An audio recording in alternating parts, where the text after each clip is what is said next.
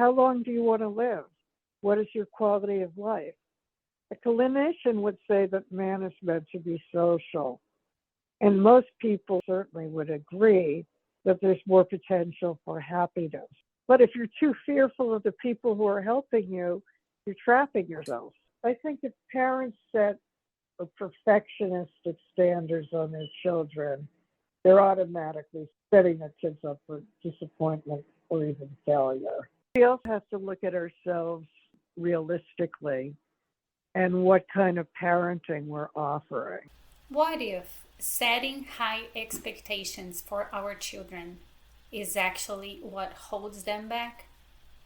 In this conversation, we explore how parenting shapes a child's inner world, the fine line between support and overprotection, and the importance of compassion when it comes to mental health and human differences. Today's guest, Blair Sorrel, offers a perspective that is both deeply personal and powerfully confronting. Blair is the author of A Schizoid at Smith: How Overparenting Leads to Underachieving, a memoir that sheds light on the long-term impact of overparenting, childhood trauma, and the complexities of living with schizoid personality traits. Her story is not just one of struggle, it's one of resilience. Despite the challenges she faced, Blair graduated from Smith College and built a diverse professional path. This is an episode that invites reflection on how we raise our children, how we relate to vulnerability, and how awareness can lead to more conscious human choices. Let's dive in.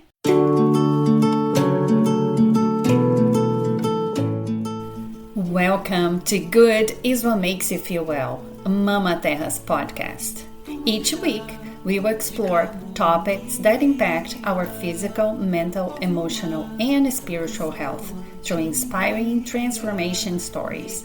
Here, you will find practical guidance and actionable strategies to apply in your daily life.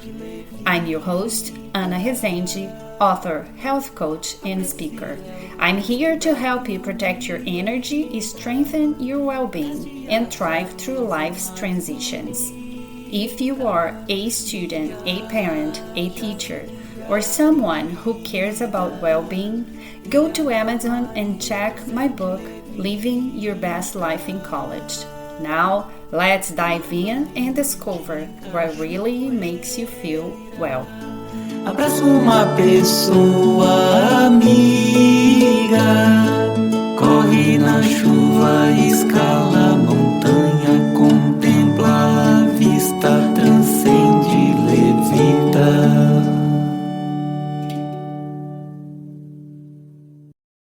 Hi, Blair. Hi. Welcome to Good is What Makes You Feel Well. Thank you for having me. It's wonderful to have you. So for us to start our conversation, I would like to ask you, what in this moment of your life makes you feel well? I would say that I made God's wake-up call this morning, that each day brings a new challenge, but some form of fulfillment, that I'm a lot less self-absorbed than I used to be in my younger years. So there's always somebody out there, some creature I can help, some activity that gives me a sense of gratitude and looking forward to the next day or the next chapter. Gratitude and having impact or somebody that you can help. Is that correct? Yes, that is correct. I have a condition that most people feel makes the afflicted not care about other people. And in fact, I tend to think of the other person first. So at the end of the day, I review in my mind who I helped. It could be as little as giving $1 on the street. It could be making phone calls. I just search for some dog food donation online for somebody who's running out. It can be as nominal as that. It could be more groundbreaking and, getting somebody into emergency care, just listening to somebody who sounds really desperate, needy, pressed, trying to lift them. Yeah, there are so many ways we can be helpful, right? I think so. I honestly believe that when you have a mental condition and you feel inferior to other people, it's important to volunteer and gain perspective so you're less self-absorbed, but also because you will see people who are terminally ill, who have greater challenges and more life-threatening. It helps you not only gain perspective, but for your own issues to recede and to feel welcome and appreciated. It's always gratifying. Yeah, it definitely gives perspective. I agree with you. Independently of having or not a condition, the fact that we see other people's struggles always gives perspective, right? Yes, definitely. Yeah, I like that. So you mentioned your mental health issue. Do you want to talk more about that? Yes, because it's not really known, and for that reason, it's little understood. It's a schizoid personality disorder, which is a maladaptation or character disorder, a defense I learned as a child. It's not, strictly speaking, a mental illness because it's not organic to my brain. It's a defense I learned in a difficult, abusive situation. Because when you think about it, how would a child defend him or herself? The child would learn to tune out or stop listening to verbal abuse, disparagement, and that became imprinted in me in a very early age, by the time I was 5 years old. And it became problematic to me in school and, of course, in employment, because if you're not listening, if you're in fantasy a lot, it's going to undermine their ability to work. This disorder accounts for very high levels of homelessness. I was told that by my therapist way back in the 80s.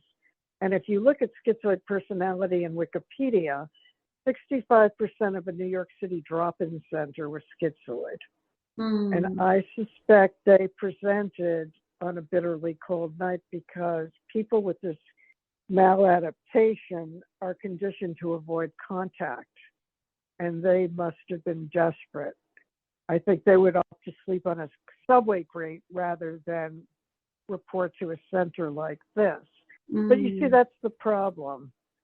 People who are blocked from intimacy are not going to seek help, no matter how desperately they need it, or maybe if they're desperate enough, they will, but they're not going to come to a clinician and say, I have schizoid personality, because they probably don't realize they have it.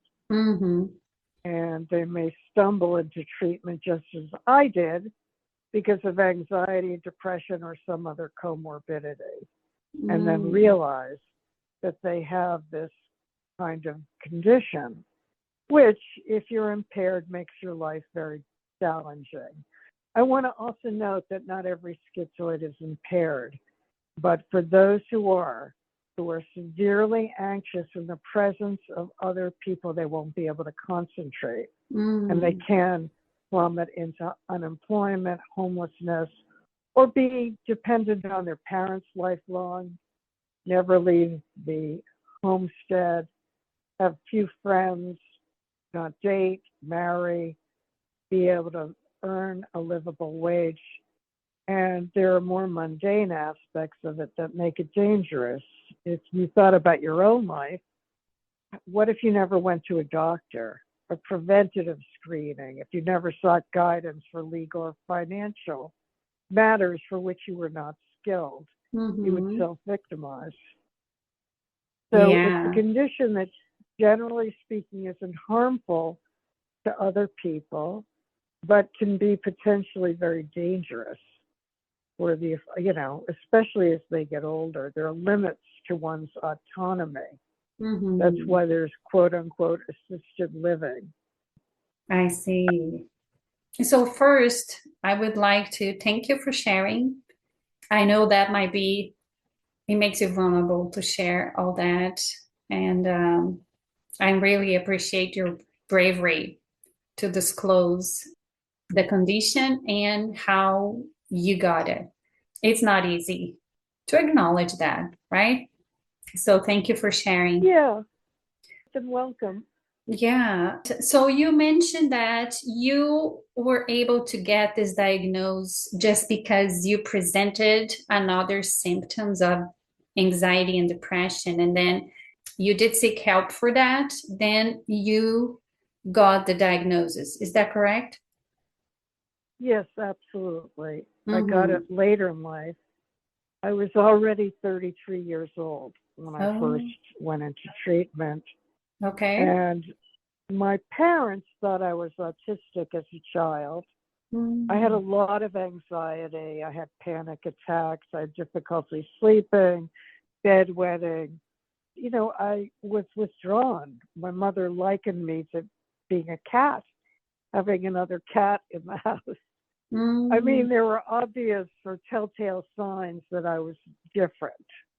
I would go into high school, college, jobs, being made to feel almost like a pariah. I was different.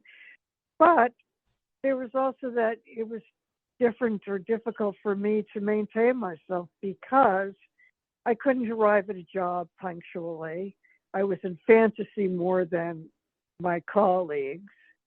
I didn't have social skills, and being inattentive and tardy aren't going to cut it in corporate America. They're not going to pay you to daydream. And if you seem diffident, insecure, underconfident, your days are numbered. I was told that I was better off out of an office with this by the New York State Department of Disability, and they prevailed on me to get help with concentration. So it really depends upon the kind of job, too. Somebody with this disorder finds something more isolated, like lab work, janitor, truck driver, whatever. That person would function better. But not all of them are impaired. But for those who are severely impaired, remote work is a boon that exists nowadays. But for somebody doing remote work who's schizoid, the challenge is then going to be getting paid, meeting deadlines. Anything that's going to bring them into closer contact with other people will be more daunting. The whole condition, the whole problem is social. It's a phobia. It's being too fearful of dealing with people, and the defense is to be in fantasy, to literally shy away from situations, and all of this meets with a negative response because other people don't understand that. Other people look at situations with equal parts acceptance and rejection. Nobody's really going to understand why somebody is so fearful of dealing with other people. Yeah, I understand. So in your journey to cope maybe or live with this diagnosis, you started therapy then? I started therapy, but I will say that I was a bit quirky about that too, because I would arrive later at my therapist, a few minutes late. There are times I would intensively pursue it, and then I would take a hiatus, so I was inconsistent. That I still had a block about intimacy. That was the issue. I mean, you really have to bare your soul with a therapist. What they may say to you may be painful. And I think in my mind, a therapist was yet another authority figure. And that therapist was going to demean me, just as the authority figures in my early life had. That I would be castigated and reprimanded and slapped on the wrist.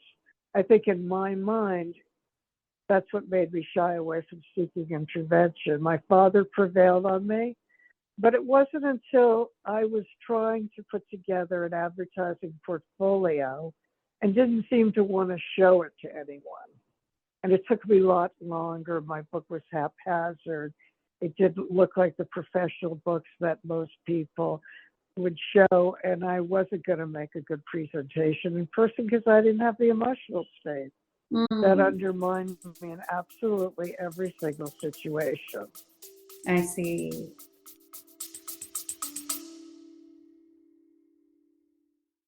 If you are enjoying this episode, but don't yet understand the multidimensionality of health, I created a free ebook to help you. It's a simple yet insightful few-page book you can read in less than 10 minutes. The ebook link is in the show notes. Now, back to the episode. So, if you don't mind sharing, you mentioned your father and verbal abuse and emotional abuse as a child. So, for our listeners that are not familiar with the schizoid, it's a condition, right? It's a condition. It's a certifiable condition that people have this kind of defense. It's a learned defense in childhood. It can't be learned later in life. It's a maladaptation. When Robert Bowers, the Tree of Life shooter, killed 11 people in October of 2018, it was thought that he was schizophrenic. And the eminent psychiatrist, Dr. Park Deek, said, no, he's schizoid. Schizoids, generally speaking, aren't violent. But he had the kind of presentation or symptomology that people think of as being schizoid. He was a loner. He didn't have friends or family visiting him. And his neighbors in his apartment complex remarked on that. Sometimes people made me feel like I was a serial killer because I'm so often described as quiet and keeping to myself, which is often how you read about them. But I was more of a danger to myself in this, in that I couldn't manage on jobs. A lot of my experiences with people seemed to backfire. I was extremely susceptible to manipulators and scammers. I couldn't read social cues. I wasn't conditioned to do so. And that also plays a major part in corporate America. They're very important. Social skills can't be taught, job skills can, and they weigh heavily in that kind of environment. So when you think about a schizoid applicant who's chronically late, who's in fantasy, who doesn't have social skills, you see somebody whose days are numbered. And that's what it was like for me. Yeah. And, just really, I was traumatized. These companies saw I couldn't do the work and they didn't understand why. And it had nothing to do with Smith College or an IQ or lucidity. I know of an MBA who's schizoid who is now in a homeless shelter because he could not manage. He didn't know how to budget. He blew through his inheritance. Adult Protective Services moved him and his sister first into assisted living and then into a homeless shelter because they became so financially depleted. Now, that situation is tragic, but it was also salvageable because if he had sought a financial planner at his graduate MBA program, I'm sure there were people who would have helped pro bono or at a sliding scale, but he lived lifelong at his parents' home. And he was not given life skills, and he had too much anxiety about dealing with people, so he self-victimized, and that's where it becomes dangerous. Yeah, I see. So you were able to go through college and have your first jobs? Well, it wasn't the jobs per se, it was that I couldn't hold a job effectively. When I was in New York City, which is extremely competitive, Yeah. I'm not even talking about skilled jobs. If you're in a menial job, they're still going to expect focus and punctuality. Yeah. Even if you don't have to have social skills in some of those jobs, there are still basic requirements to work.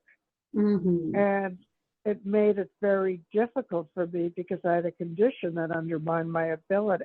Yeah. It was just that this kept happening repeatedly, and I was traumatized. That I sought treatment. And what my father said at that time was for me to go immediately, that I had no confidence and I was in a dream world. The lack of confidence is symptomatic because Zoids feel inferior to other people. Being in a dream world is that he was seeing the fantasy, that defense that I learned as a child against my mother in particular. Not that any of this was done willfully or maliciously, but a child can only defend themselves by not listening. So it's stuck.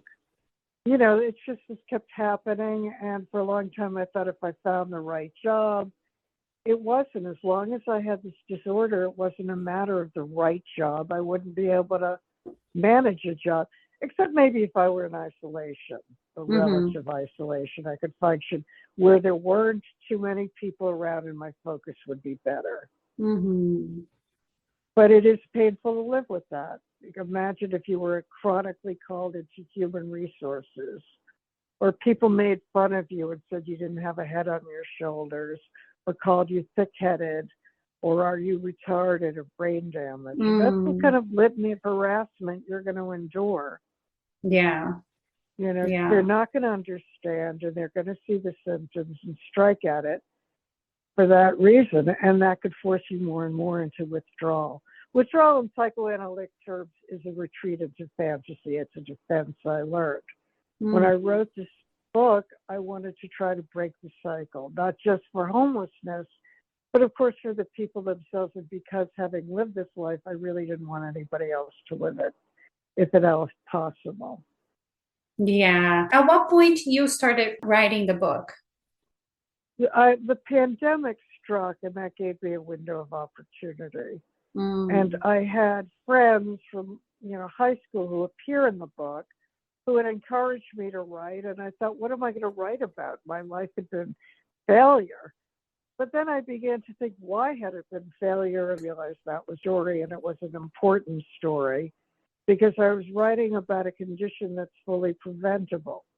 And I wanted to do an analysis and come clean about this, not just sugarcoat it in the slightest bit, but to try to understand how that happens so that it can be prevented, or at the very least, the symptoms can be recognized earlier so that these people can manage better or individuate. Yeah. And what are the tools that you've discovered throughout your journey that help you manage the disorder? Well, there are a lot of things I do. I wear eyeglass chains. I position things in places so I don't forget them, because I know that I'm always a little punch drunk. I record things online or on my phone because I can't always rely on my memory for certain kinds of tasks. I trust the volunteering I mentioned before was enormously helpful. I just have different voices in my head. I supplanted the negativity from my early life with more positive, from people who were kind and supportive, and then I would notice that the symptoms would subside, that I had more confidence, I was more punctual, I was better able to focus. So I try to swap those voices for more positive ones. And I think that's an effective tool for anybody regardless, is, why become admired in negativity when you can be positive? Exactly. Fine. Everybody has to have some attributes, some strengths. Absolutely. Yeah. Affirmations and a positive mindset, you would say, that was really helpful for you besides organizing your life and keeping things in the same place and all that? Exactly. Mm-hmm. Yeah. So is there anything around your physical health, your nutrition that is also helpful or not at all related? Well, I think, I'm older, and whether I want, even if I'm afraid to go on a preventative screening, as I would imagine many people with this condition are, I force myself to go Mm-hmm. because I recognize that the people there aren't there to hurt me. They're there to help me. They're not there to judge me. They're not there to castigate me. A lot of this would go through my mind. That's how I saw people. I was so fearful of dealing with people, and I wasn't even conscious of how much they intimidated me, but other people would remark that I seemed frightened of other people. I just have those kind of internal voices that you're taking care of yourself. That's the really crucial part of this when I say it's dangerous, is that people don't take care of themselves adequately. And there are so many studies that abound about this, the benefit of social contact for longevity, that people who chat with friends or somebody on a regular basis, even if it's just a phone call, Mm-hmm. prolong their lives. You could do an easy and facile internet check, but a lot of this is, how long do you want to live? What is your quality of life? A clinician would say that man is meant to be social. And most people certainly would agree that there's more potential for happiness. Mm-hmm. I don't know that schizoids are really happy. They may rationalize it by saying they have more control over their days and their destinies, but do they? If I never went for a preventative screening and I'm latent, how much control over my destiny do I have?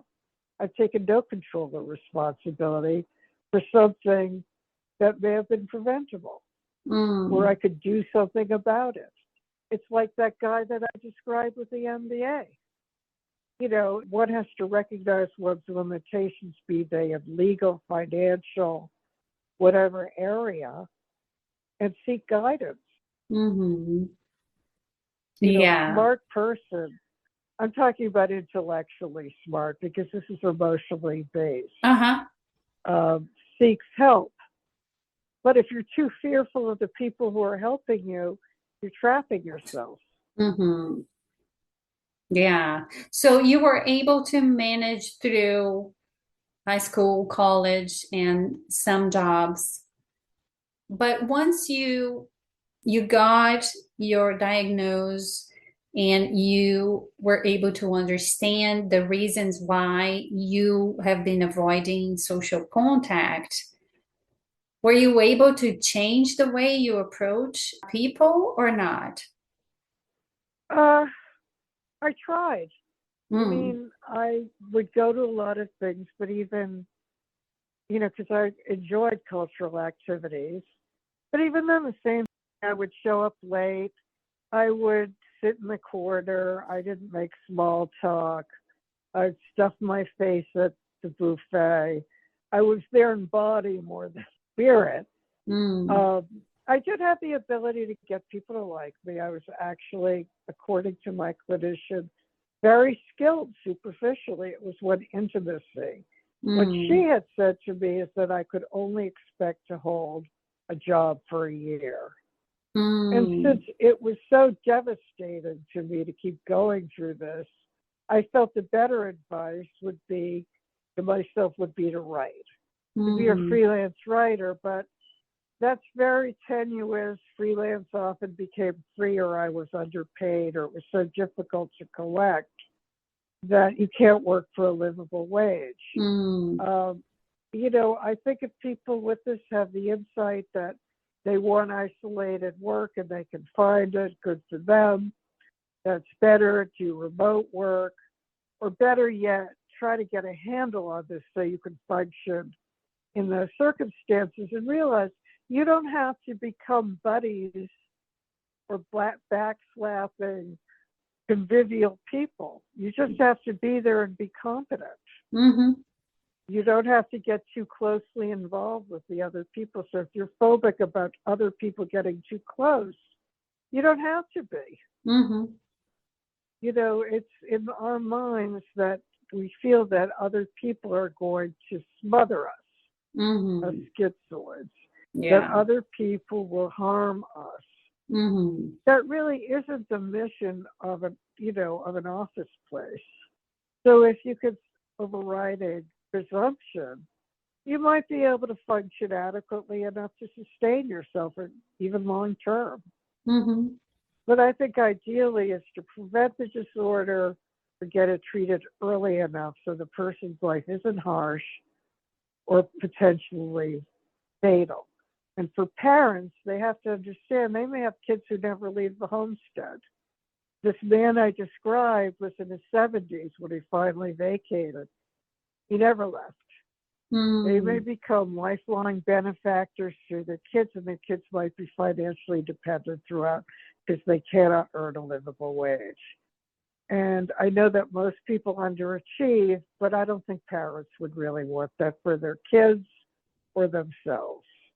I don't think parents, even crafty parents, misguided parents, would want that kind of hardship for their children or the thought of their kids in a homeless shelter because they just couldn't manage. They had no life skills and too much anxiety about dealing with people to seek any kind of help or intervention, guidance.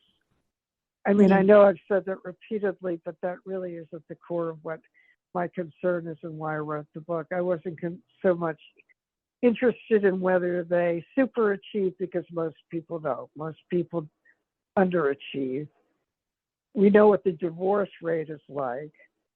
We don't need to add to the world's population, but my concern is that they don't become marginalized and dead. Yeah.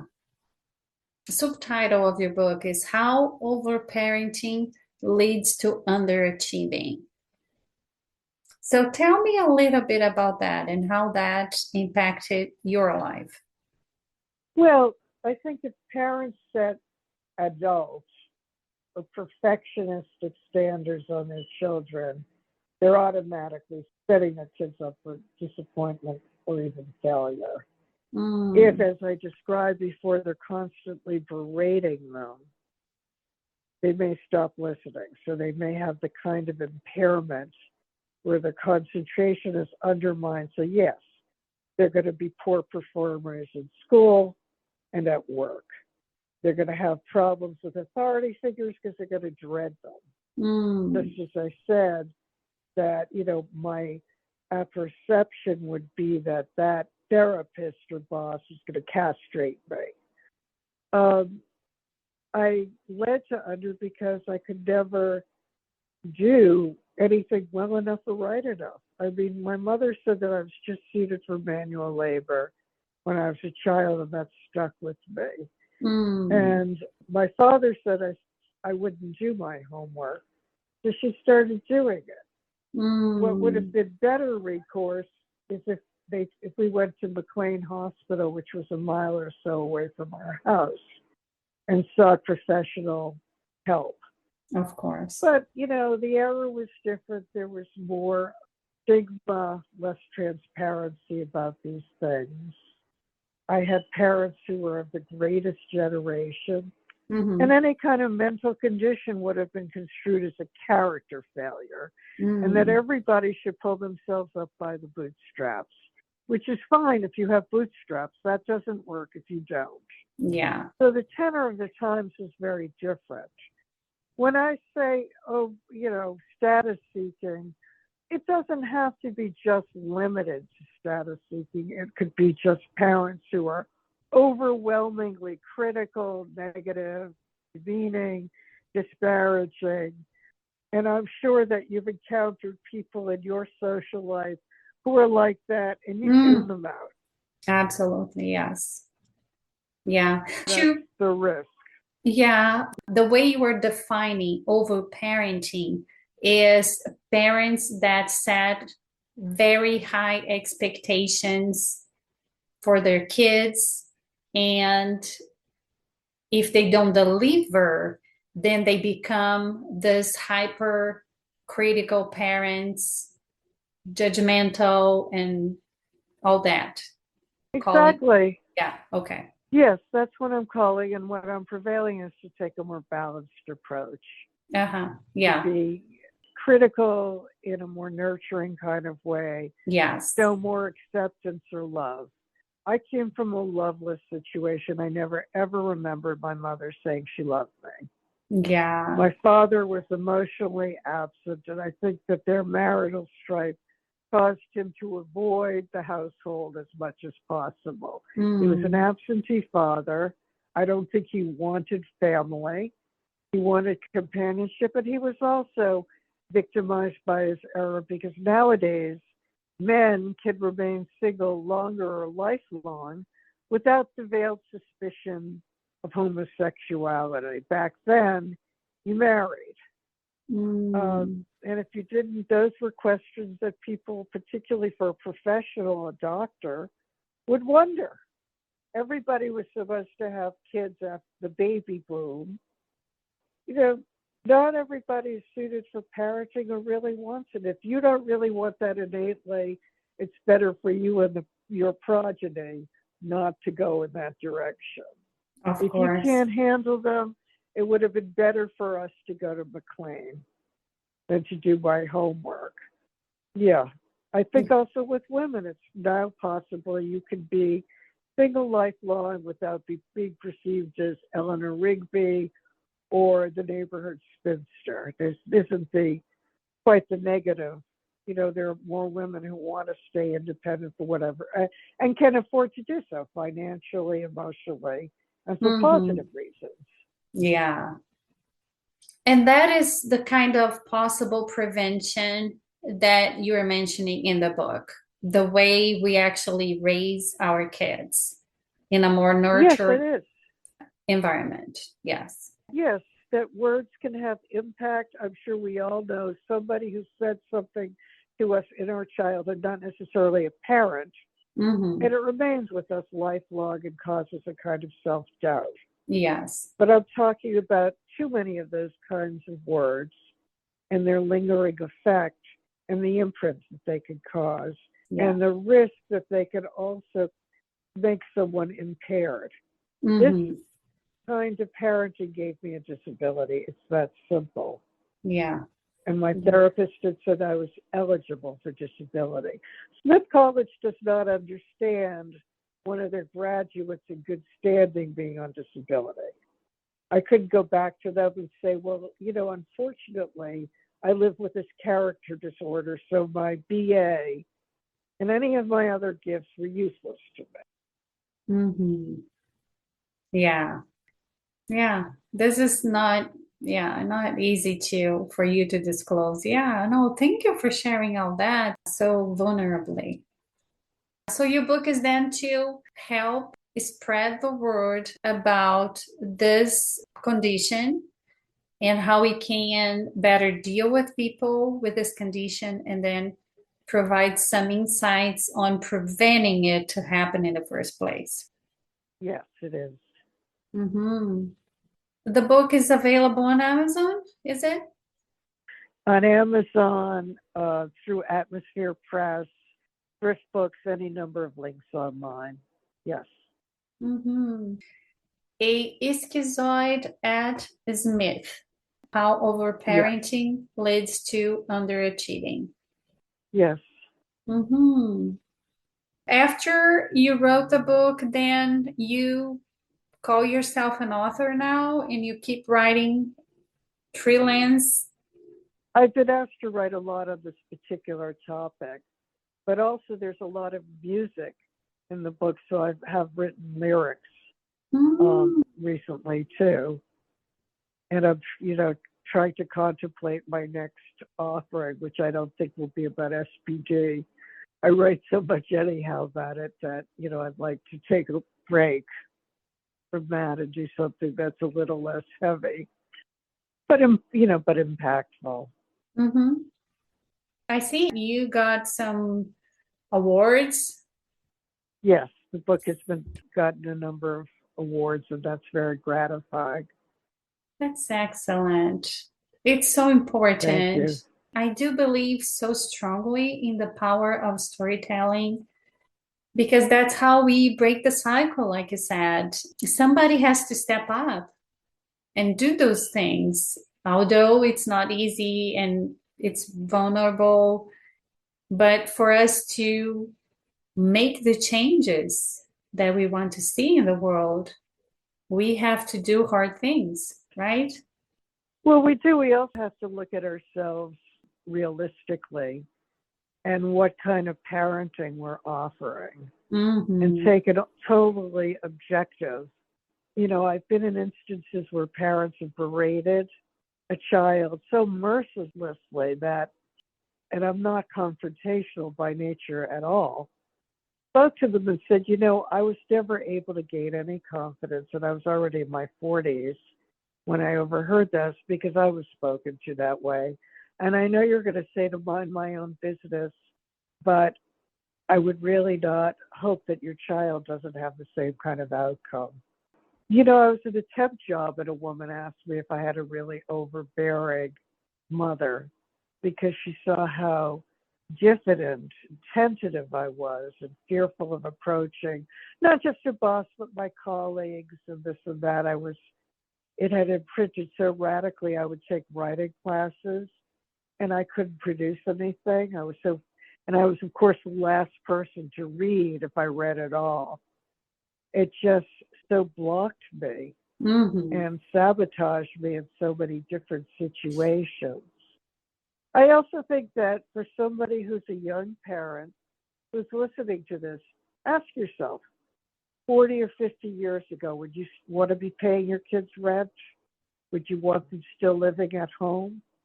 Would you want to be worried when you're a senior that your child may not be able to survive or thrive after your passing? These are real issues. I saw it in my life. I saw that in the guy in Westchester. I didn't see it in the homeless people, but I have to suspect that they kept getting dismissed so often that they gave up. Why would they want to keep going into a situation where they were guaranteed to fail? Yeah, it's such an important message. And I keep saying that the most important job in the whole world is to raise our kids, not only to be healthy, of course, to be healthy, to be capable, to be loving and kind, to be considerate and respectful and all that. Because the most important job is to raise good human beings, right? I agree with that. A schizoid could be all of those except capable. But if you're not capable, you're not going to be able to self-care. And that's where everything starts. If you can't manage your own life, how well are you going to interact with others in society as a whole? You're going to become part of the societal toll of this homelessness. Homelessness is a complex issue, but to the extent that schizoid personality is a contributing factor. Yeah, I see. So tell me how your life is now. You said you have those volunteer work that you do, then you were promoting your book. Do you have an independent life? Well, I live independently in a former schoolhouse, an 1875 German school, which was actually an ESL center, because Lawrence, where I live in Massachusetts, is an erstwhile mill town, and it had a heavy German population at that time. So that I am living in the teachers' quarters of the second floor of a schoolhouse, which is very beautiful. I have my cats, and interestingly, one of my readers was in the music industry, and he and I became fast friends and are planning to meet, and this may develop into a romantic relationship. Oh my all because goodness. of this book. Oh, that's so wonderful. So, as long as you can change, and I think if you put good things out there, good things do come back to you in time. But the good thing Absolutely. to me, truthfully, is that people are helped by this. And not Mm-hmm. just about schizoid personality disorder. People who are different are in pain. Their lives are harsh. And you can help them more by being patient and tolerant.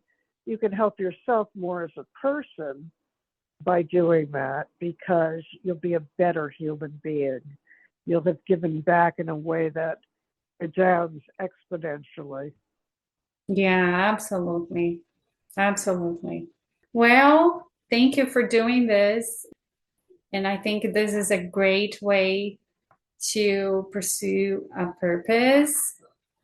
And thank you for doing good from your heart.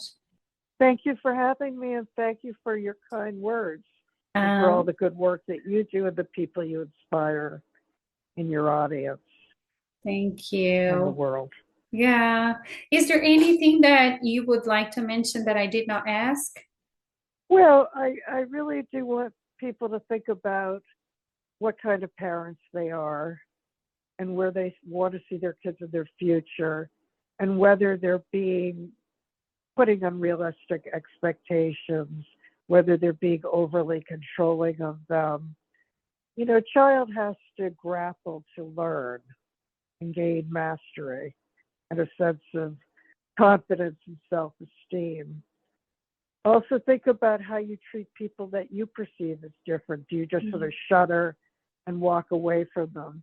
You may not be able to help them, but you don't have.